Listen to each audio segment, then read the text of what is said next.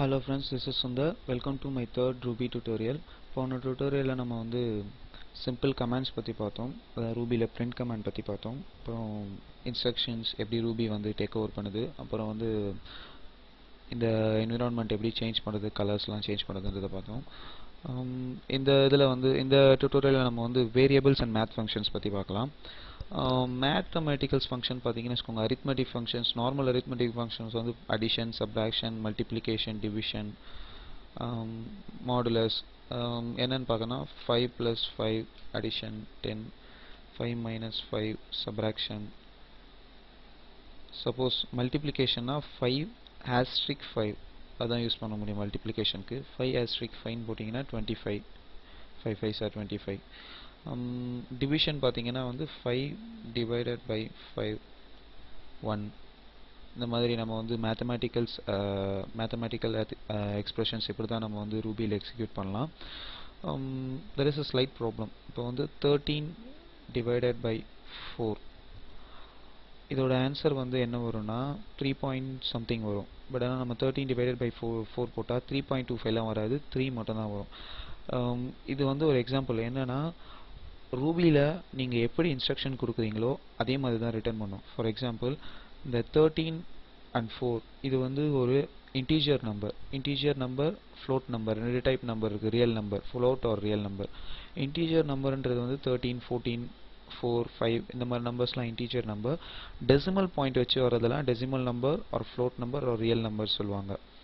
Decimal point வச்சு இப்போ 5.0 இந்த மாதிரி நம்பர்ஸ்லாம் வந்து float numbers. Suppose நீங்க 13.0 divided by 4.0 ன்னு கொடுத்திருந்தீங்கன்னா கரெக்டான அவுட்புட் 3.25 ன்னு float வேல்யூலயே வந்திருக்கும். ஸோ இதுதான் வந்து ரூபில எப்படி நம்ம இன்டராக்ட் பண்றோமோ அந்த மாதிரி தான் ரூபி நம்ம கிட்ட இன்டராக்ட் பண்ணும்.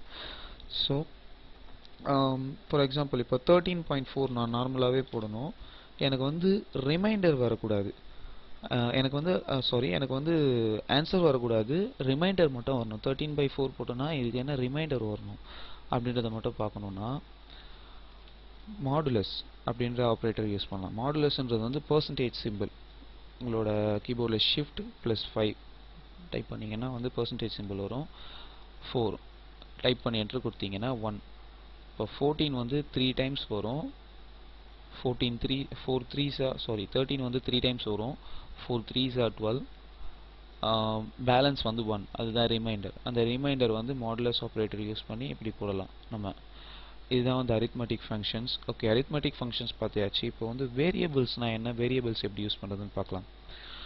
வேரியபிள்ஸ்ன்றது என்னன்னு பார்த்தீங்கன்னா வந்து இப்போ சம் நம்பர் வந்து ஏதாவது ஒரு வேர்ட்ஸ்க்கு வந்து இல்லை ஏதாவது ஒரு வேர்ட் இல்லைனா ஏதாவது ஒரு லெட்டருக்கு வந்து நம்ம அசைன் பண்ணிக்கலாம்.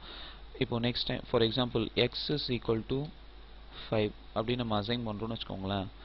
x வந்து நம்ம 5க்கு அசைன் பண்ணிரோம். x equal to 5. இது x வந்து நம்ம 5க்கு அசைன் பண்ணிக்கிறோம். நெக்ஸ்ட் டைம் நம்ம எப்ப x கால் பண்ணாலும் நமக்கு வந்து 5 அப்படின்றது தான் வரும். சோ நம்ம வந்து நெக்ஸ்ட் டைம் நம்ம 5 னு கொடுக்க வேண்டியது இல்லை, எங்கயுமே x னே கொடுக்கலாம். ஃபார் எக்ஸாம்பிள் 5 + 10 னு கொடுக்கணும்னு நினைக்கிறீங்கன்னு வெச்சுக்கோங்க. x வந்து 5 தானே, x + 10 னு கொடுத்தீங்கன்னா 15 அப்படினு வரும். x வந்து 5, 10 வந்து 15. இந்த மாதிரி y is equal to 15 கொடுத்தீங்கன்னா x plus y, அதாவது x வந்து 5, y வந்து 15, so total 20 வரும். இந்த மாதிரி நீங்க வந்து வேரியபிள்ஸ் கொடுத்துக்கலாம். இதுதான் வந்து வேரியபிள்ஸ் எதுக்காகனா வந்து உங்களுக்கு ஈஸியா வந்து இந்த வேல்யூவை ஒரு நம்பர்ல அல்ல ஒரு நேம்ல ஸ்டோர் பண்ணிக்கலாம். ஃபார் எக்ஸாம்பிள் இந்த வேரியபிள் வந்து இந்த நம்பர் நீங்க ஞாபகம் வச்சுக்க கஷ்டமா இருக்குன்னா உங்க வந்து ஒரு நேம்ல வந்து ஸ்டோர் பண்ணிக்கலாம். For example Sundar equal to 10. இப்போ என்னோட நேம்க்கு கீழே 10 அப்படின்னு வந்திருக்கு. என்னன்னா வந்து இப்போ என்னோட நேம் எப்போ நான் கால் பண்ணாலும் ஆன்சர் வந்து 10 ன்னு தான் வரும். ஸோ என்னன்னா என்னோட நேம்க்கு நான் 10 அசைன் பண்ணிட்டேன். இந்த ஈக்குவல் டு போட்டு அசைன் பண்ணலாம். இன்னொன்று நீங்கள் கவனிச்சிருப்பீங்க, இந்த x equal to 5க்கு நடுவில் நான் ஸ்பேஸ் விட்டு போட்டேன், அப்பவும் அசைன் ஆச்சு. அதே டைம் ஸ்பேஸ் இல்லாமல் இதில் போட்டிருக்கேன், அப்பவும் அசைன் ஆகுது. இது வந்து ஸ்பேஸ் சென்சிட்டிவ் கிடையாது. சம் பிளேசஸில் வந்து இது ஸ்பேஸ் சென்சிட்டிவ் கிடையாது ரூபி. ஸோ இது வந்து மற்ற ப்ரோக்ராமிங் லாங்குவேஜ் மாதிரி இல்லை, C++ மாதிரி இல்லாமல் அதிலலாம் ஒரு ஸ்பேஸ் விட்டால் கூட நம்ம எங்கே மிஸ்டேக் பண்ணோம் அப்படின்றது தெரியாது. ஆனால் இதில் வந்து அந்த மாதிரி இல்லை.